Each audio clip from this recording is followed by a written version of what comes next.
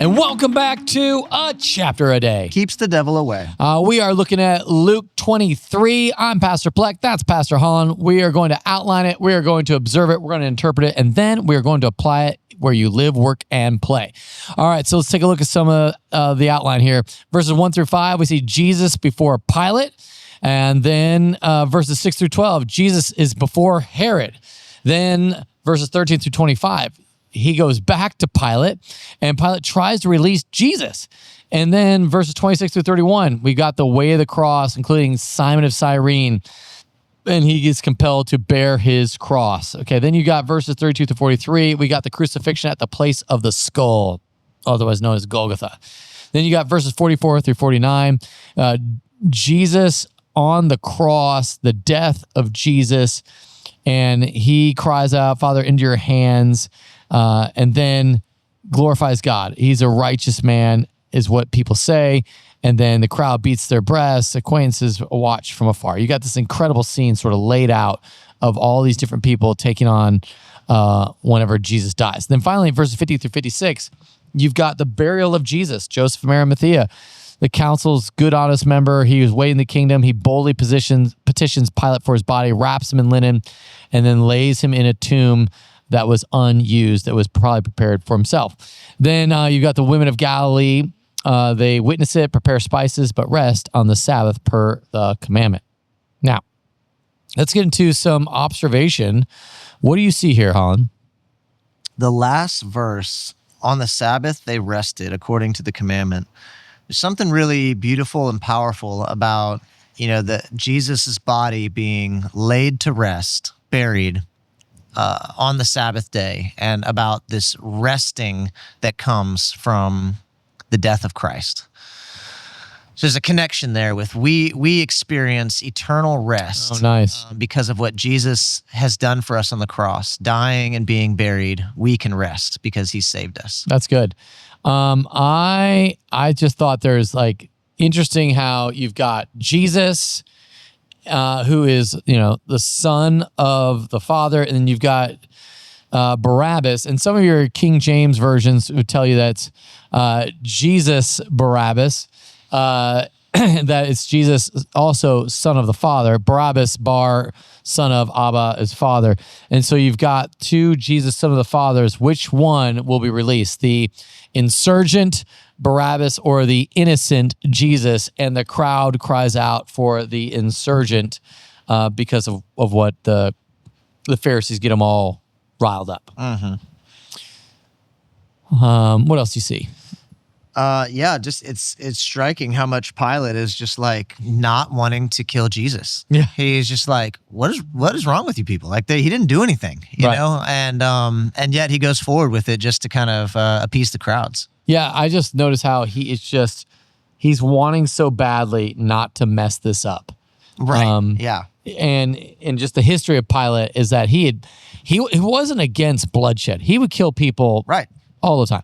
But he knew Jesus was this powerful person that the crowds love, and he knew that the religious people hated him, and he knew that he had a riot just about to break out on his hand, and he was just caught and didn't know what to do. And you know what? It's so interesting. Pilate is included in the Apostles' Creed. Yeah. The earliest kind of doctrinal statement of the church has this line that Jesus suffered under Pontius Pilate. Was crucified, died, and was buried. Yeah. And so this really roots the gospel message in history. Pilate is a name that you can tie to a particular point in history, right? It's not just, Christianity is not just ideas. Right. It's not just theories about how to live your life. It is anchored to a historical reality. And there's archaeological evidence that supports Pontius Pilate as being the guy. Yeah. And so it's not, again, it is tied to reality. It's tied to history. And Pilate had to deal with Jesus. Okay, here's my last observation that I think is just so funny. Verse 12. Herod and Pilate became friends with each other that day. They were enemies beforehand, but they united in friendship. Just the way it words it is funny to me, but they united in friendship over what are we going to do about Jesus? I mean, I think both of them didn't want to mess with Jesus. Yeah. Both of them were like, listen, Herod had already killed John the Baptist, right? So he's like, it's not like they really care. Like you're saying, like they're okay, if we're going to kill him, fine. But neither of them really wanted to at first. Yeah. And I think it's because they Herod don't want wanted to see a sign. He's like, Jesus, if he shows me a miracle, bring Jesus over. I like the guy. Yeah. But then he's fine with just letting him die. It's wild. It's wild how, I don't know, we don't need to get into interpretation yet, but it's like, people are just pawns in political power plays, I think is how a lot of this translates for me. What else you got here? I love Joseph of Arimathea, and the way he's presented as really just being this righteous man who wants to honor Jesus, and he gets to lay the body of Jesus in a tomb. What a special honor. Yeah. How about the two criminals on the cross? Yeah. You got one of them like, save yourself and us, aren't you the cross? And the other one rebuked him, don't you fear God? And then he understands that Jesus is the King of the Jews, that it says on top of his cross, remember me when you come into your kingdom. And he said to him, truly I say to you, today you will be with me in paradise. Yeah. What a wild conversion. What a wild promise. All of this is so crazy. Right. And I just imagine him getting to heaven and there's, Stephen martyred. Yeah. Paul, who was beaten and thrown in jail and endured all these things. You see all these, Hebrews 11, Hall of Faith people who endured these crazy. And then this guy shows up and he's like, I don't know, guys. I met this guy like an hour ago and here I am. Yeah. So pretty glad Something to I be noticed, he wasn't baptized, just FYI, and he was guaranteed heaven. So just throwing that out there for all those who kind of like, if your baptism is your seal of heaven, it's something that you look back onto, but it's not something that guarantees you diddly squat. It's a symbol of your salvation. It's true. Technically, Jesus hadn't commanded them to baptize yet. He does that after the resurrection in the Great Commission.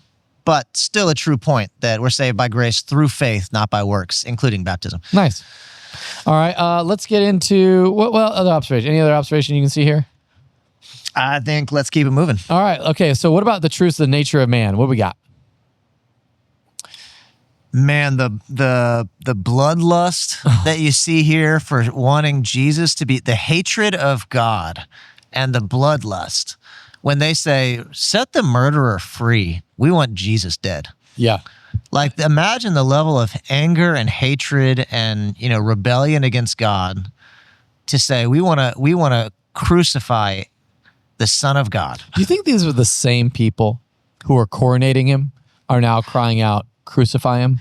That makes for a really punchy, great sermon point, about the fickleness of human nature. I don't know that you can... To me, we don't know exactly who was in these crowds, but is it possible? Very possible. I think that reality of our human nature is, man, we can love God one day and turn on him the next, the moment where, we can capitalize on something selfish, for a crowd draws a crowd. So when you see someone, like, they may not have not known who was on the cross or who was being put up, they're like, yeah, kill him. I want to see some blood today. Who knows? Yeah. So could be. Our hearts are that fickle to where it could be. Yeah. Okay, what about, we have this, like when presented with truth, we're going to look out for our own selves over proclaiming truth. Like Pilate and Herod were just looking to get whatever would come to their advantage. Yeah, verse 23, it says, their voices, the crowds, their voices prevailed. Yeah. I just go, man, this is where you can just totally ruin your life, is when the voices of the crowds get louder than the voice of God. Wow, nice. And it's not like Pilate wasn't warned. Right. Pilate had his wife having like dreams and all sorts of crazy things going like, let this guy go. To have no part of this man. Get out of here. Let's go. All right. What about character of God? I appreciated that he intercedes among the insults on the cross. He, even when he's going through ultimate anguish, he pardons a crucifier who was clueless of his own crime. Yeah. Jesus was sinless and perfect. Even the centurion recognizes this Nice. man's innocent. Jesus did not sin. So the character of God, he's pure, he is innocent, he's holy. Yeah. Yeah. Heaven is the destination for those who trust Christ. I know that seems like a simple thing, but I just wanted to echo in our hearts that when you choose Jesus as a son, choose him as the Son of God, when you recognize him as the Son of God, then heaven is your home, and no matter what hell you're going through on earth, take heart. He's overcome the world. Yeah. It's related to the one you brought up, but just the mercy of Jesus. Father, forgive him. You're saying he intercedes for us, but even just kind of deeper into his character, if he's a merciful, forgiving God. Nice. It's good news. Let's get into spec. A sin to confess, a promise to claim, example to follow, command to obey, knowledge to believe. Knowledge to believe is that there was the great exchange. Jesus for Barabbas. Jesus for me. Yeah. Jesus for you. And just understanding that he took what I deserved. A sin to avoid here is letting the voices of the crowds crowd out the voice of God and what you know is right. Good. How about example to follow? Follow the thief's timely turn. He turned to Jesus even at the last second. I pray you would turn way before the last second because you don't know when your hour will come. What else you got? Love that. I love the very last few verses, just the honor that Joseph and the women give to Jesus and his dead body. Yeah. They don't just leave him hanging on the cross. They want to honor him in death and lay him in a tomb, prepare spices and ointments to honor him. Yeah, I think example that's to follow. Honor Jesus. Yeah, I love that. I think that really speaks to it because you see on the flip side, Herod doesn't honor Jesus. He likes Jesus, but he doesn't honor him. Yeah, right. Pilate looks to get Jesus off, but he doesn't honor Jesus. Both those guys honor themselves.